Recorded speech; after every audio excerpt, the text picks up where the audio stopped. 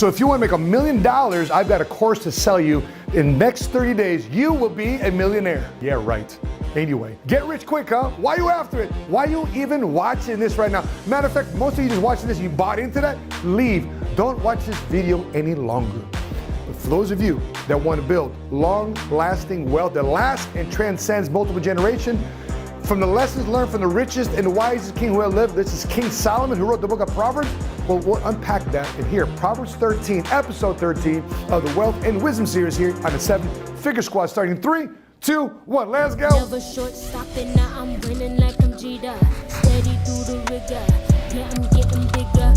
What's cracking, everybody? Money Smart Guy, Matt Sapali here, hailing to you from Dallas, Texas, and welcome to another episode. We're going to uncover and unpack another proverb for the week. But if you haven't done so already, and you're watching this video, and you think it's created some value for you, please consider hitting like on this video. And if you watch a couple of our other episodes and you have not yet done so, please consider hitting subscribe if we continue to help you in your journey to building wealth, wisdom, prosperity, and happiness throughout your financial journey. So with that being said, we are so close to 150,000 subs, so we are right there, and it will be very encouraging and very exciting to see you subscribe if you haven't done so already. All right, so let's get into it. Get rich quick, huh? Why are we so attracted to get rich quick? Why are we so attracted to lottery? Why are we so attracted to gambling?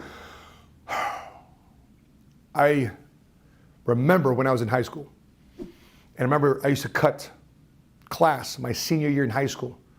And I'm the first one to admit this. And I remember studying the track guides because in Chicago, I lived by two horse race parks, which was at that time Sportsman's Park and Hawthorne Park, which is no longer there in Cicero. But I remember I bought into gambling as a senior in high school. My entire track season, I blew off. I could have been good. I could have excelled in track, but I wanted to gamble. There was such a bug that got to me from taking a $2 bet and making $1,000, $2,000 for a trifecta on the horses. Some of you guys know what I'm talking about. But I realized that there was a sin. I realized that, forget I realized the sin. I just knew that it wasn't good. And I realized that why are we so hooked on things that we can't control? And I realized what gambling does. I realized what that endeavor does. It feeds into an area of our spirit that says, I want to get something for nothing. And as we're reading the book of Proverbs, as we're reading what the King Solomon, the richest and wisest king who ever lived, as we continue seeing his words and reading his words and understanding his words and what he's telling his sons and what he's telling us through the book of Proverbs and later on Ecclesiastes, is get rich quick is a fool's game. You're always watching your back. It's never enough. It's always the next, and you're never content, you're never satisfied.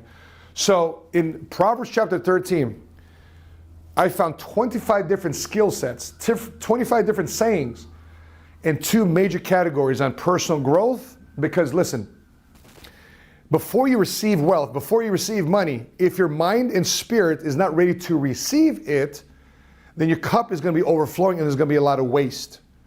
So in other words, you're receiving this bucket of money, you're receiving this opportunity, but if all you got is a teaspoon going to this thing, it's going to spill, it's going to waste, and next thing you know, you're going to look back and say, wait a minute, what happened to my bucket of money? What happened to this splash of cash? What happened to it? Because if you don't grow personally, emotionally, spiritually, guess what? You'll never have enough wealth. I also discovered through studying the book of Proverbs chapter 13 that there's some key areas. Now, there's 25 of them. I'd love for you to study yourself, so don't rely on me to read the Bible for you. I hope that this study here, this message here, encourages you to find out what God is wanting to send you and having you comprehend and accept in your heart and spirit about how to handle personal growth and building wealth with your real estate investments, with your insurance agency, with your cryptocurrency, with your career, your business, whatever that is, that you read this on your own too as well. I'm just going to share with you 15 of my favorite that I took out in terms of the personal growth category, in terms of the building wealth category, because listen, the worst way to make money is lazy money. Lazy money is the worst money. And everybody right now wants to make a bunch of lazy money. Sit back, chill, relax, lazy money. And now I get working from home, that's a different story. But lazy money, in other words, money that you don't have to work to get, can you get that? Sure. But is it long lasting though? Do you want money for now money? Or do you want money for tomorrow money? You want to be old money tomorrow, or you want to be new money today money, and that's it money. So let's talk about personal growth here. Verse 1 of chapter 13 reads like this. A wise son heeds his father's instruction, but a mocker does not respond to rebukes. It doesn't take a fool to see Instagram and social media these days, to see what happened at the Oscars, to see what happened to Chris Rock, to see what happened to Will Smith. And the country is so divided on what they would do in that situation. But you got to understand, in many different areas of the Bible, there's values and principles that are transcended through the human history. And that's why I follow this book versus any other guru out there that can write a book, because this book right here has transcended human history. And so I remember my growing up. I remember me growing up and me not listening to my father. And anyway, to make a long story short, we had a riff. Okay, my father and I always we were clashing heads. It wasn't until I got out the military, and it wasn't until I became a father, that I started to understand what my dad was telling me. My dad wasn't a man of many words. Weird, he was a man of many words to other people, just wasn't a man of many words to me. But now I understand being a father myself, having responsibilities myself, being in charge and leadership positions myself, now I now understand what my father was going through. And I realized that he's a human. I realized that he has flaws and mistakes too as well, and that the standard of my father is not whether or not he walks on water. Perfection is not the standard for my father. But yet I was holding him to that. And I understood that, man, he had some instructions to give me that I was refusing to listen to because I'm thinking that my dad doesn't know anything. So just think about that, consider that, whatever that does for you. But that's what discipline meant for me. Number 2, verses 2 and 3, it reads like this. It says in verse 2, from the fruit of the lips, people enjoy good things. But the unfaithful have an appetite for violence. Those who guard their lips preserve their lives. But those who speak rashly come to ruin. Words are so powerful on either lifting up or breaking down the person next to you. And I realized, even for my children, I'm so proud of my kids and what they've been able to accomplish in their lives because they don't depend on daddy.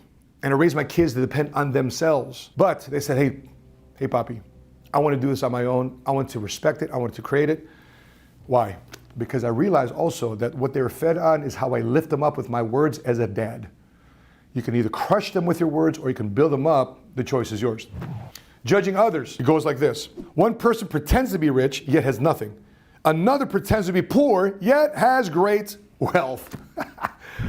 Listen, it's so hard to share and do this proverb in today's social media world. Why? Because everybody wants to flex. Everybody wants to show up and show out. People are turned off by the flex, and some people are inspired by the flex. But at the end of the day, showing up and judging others, what do you want to express out there? What do you want to show? So if you caught yourself judging other people and you want to change that, please put this affirmation in the comment section below. I will not judge a book by its cover. Instead, I will listen. I will not judge a book by its cover. Instead, I will listen. And the next one, which is showing up. How do you want to show up? Let's read here in verse 9 what it says about being righteous and how they show up. Verse 9, it reads like this. The light of the righteous shines brightly, but the lamp of the wicked is snuffed out. It's a joke around in a lot of areas. That would you enter a room or do you walk into a room? Do you walk into a room or do you enter a room? When you enter the room, does things start to shine brightly? You become the life of the party, your attitude, your character, it just lights up everybody in the room? Or do you leave the room and it's bright in the room? You leave the room and everybody's kind of happy that you're gone because you bring your negative attitude out of it. Again, the choice is yours. The next one is arrogance. Okay, you got your first promotion.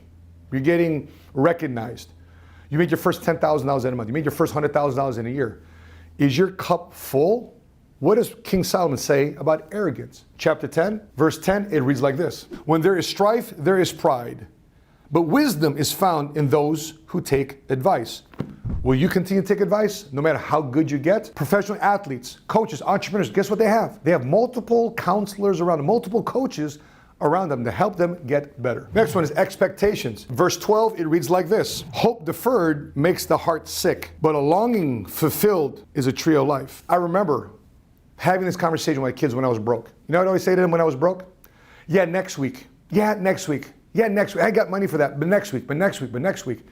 After a while, my kids, when I was coming up in the world, they stopped asking. They stopped expecting. Say, oh, Papa, you let us down again. You let us down again. I had to come to grips with that.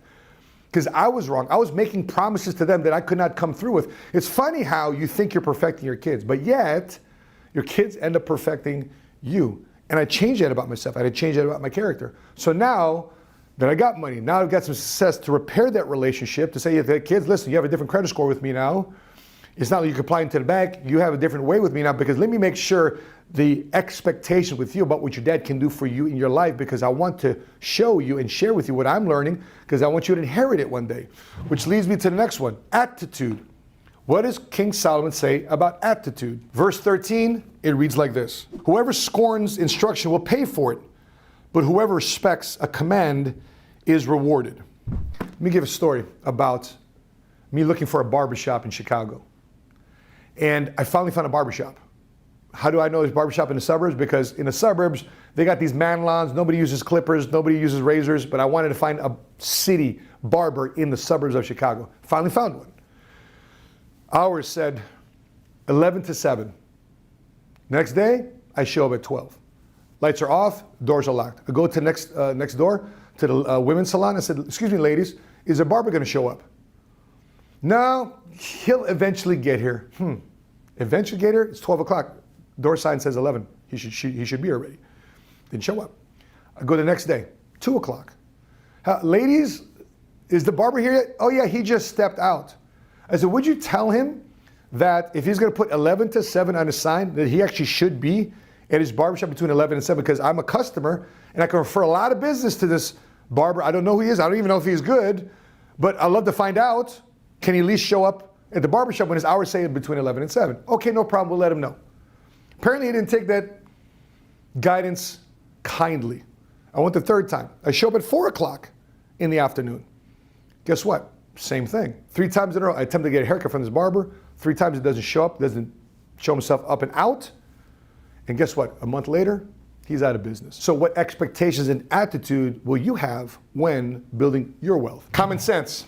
What does King Solomon say about common sense? Good judgment wins favor, but the way of the unfaithful leads to their destruction. So how do you build good judgment though? You build good judgment by sadly making a lot of mistakes. But every time you make a mistake, you surround yourself with people that can give you counsel. For example, we had closeout last night here in our office. A lot of our guys are closing out their next promotion to get to the next level in their business. And make a long story short, I was doing a lot of interviews and a lot of conversation with these guys over Zoom with their prospects. I was over their shoulder, field training them on how to talk to potential customers. And after every appointment, for 5 or 10 minutes, I gave them counsel. I gave them debrief. Why? Because I wanted to make sure they improved the next time they did that particular appointment, or the next time they had that particular phone call or case scenario with a potential prospect on the phone. I'm helping them build good judgment. Next one is criticism. Some of you guys get trolled online. Sometimes you don't like getting constructive feedback. But what does King Solomon say about criticism? Verse 18, it reads like this. Whoever regards discipline comes to poverty and shame, but whoever heeds correction is honored. This is a tough one. A lot of pride and ego goes about building money, building wealth. There was a guy last night we were talking to, and says, yeah, I want to be a real estate investor, but I'm still working valet. So do you make a lot of money in valet? Yeah, I make between $4,000 and $6,000 a month building valet. But yeah, I want to be a real estate investor. Great. Who's in your corner? Who's helping you out? She says, well, I'm learning from books. Would you like to learn from somebody who actually wrote the book that you're reading? Well, you know, I'm busy. Hello? Did this guy hear us? Repeat herself twice, 3 times. We couldn't believe what this person was saying. Why? I guess they had it all set. I guess they had it all set reading from a book, driving valet, and not investing in real estate.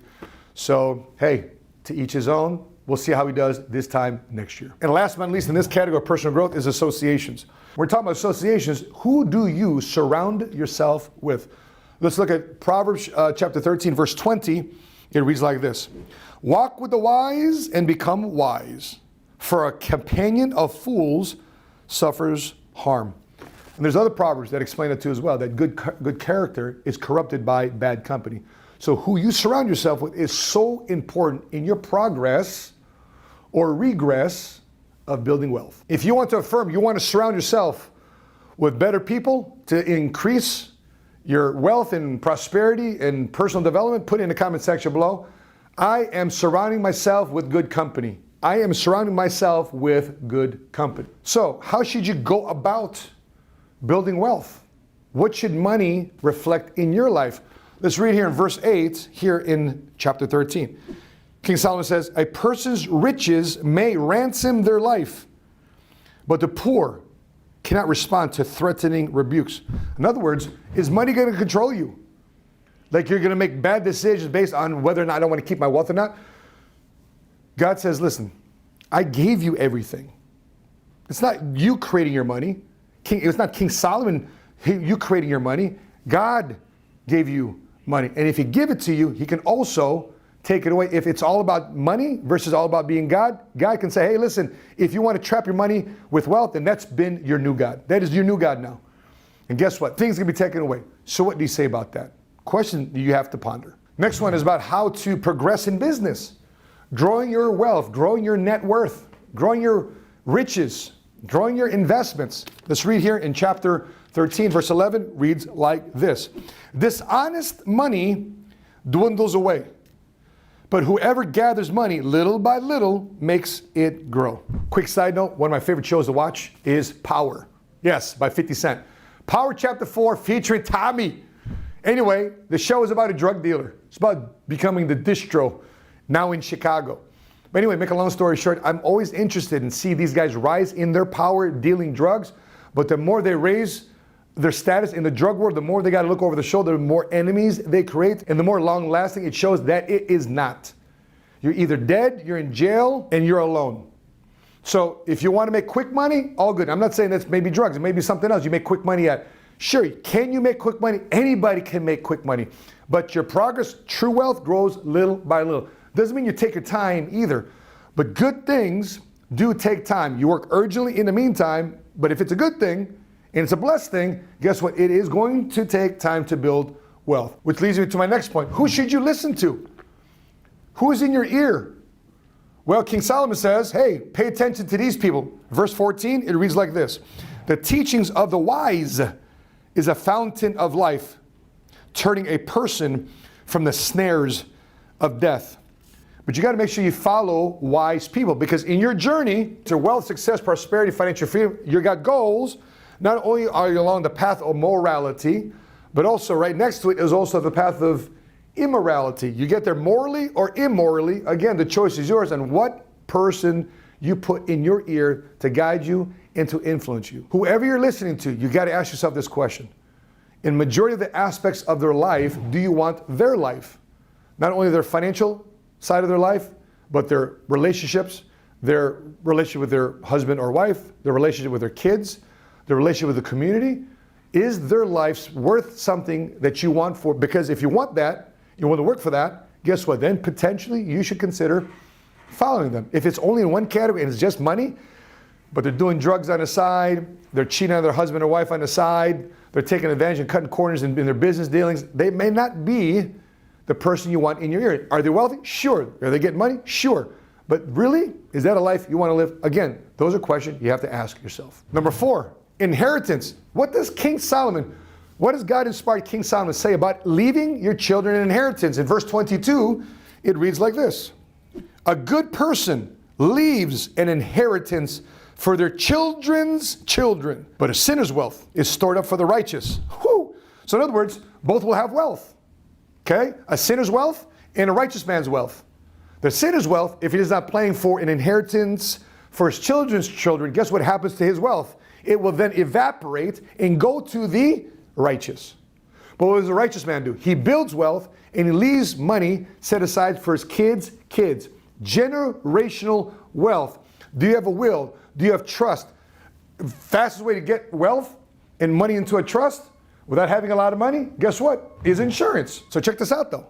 What King Solomon says that, hey, the righteous have wealth and also the sinner has wealth. Both will have wealth. But the sinner, if he's not thinking about his children's children, he's just talking about himself, me, myself, and I, short-term thinking, short-term spending, short-term investing or lack thereof, guess what's going to happen to his or her wealth?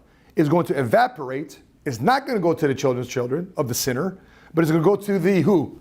The righteous's estate. People tell me, Matt, well, I don't believe in life insurance. Well, listen, it's not a religion.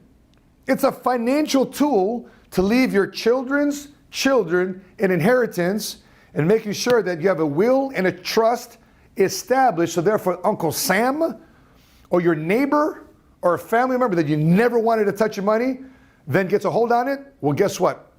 King Solomon encourages you to make sure that this aspect of your life is squared away, because otherwise your wealth, whatever you have, is going to go evaporate to somebody else. What do you want to do with your life's hard work? So if you're affirm with me that you're going to leave behind an inheritance for your children's children, put in the comment section below. I am leaving an inheritance for my children's children. I am leaving an inheritance for my children's children. Put it in the comment section below. And last but not least, how do the righteous eat versus how the wicked eat? Everybody eats, right? Well, how does the righteous eat versus how the wicked eat?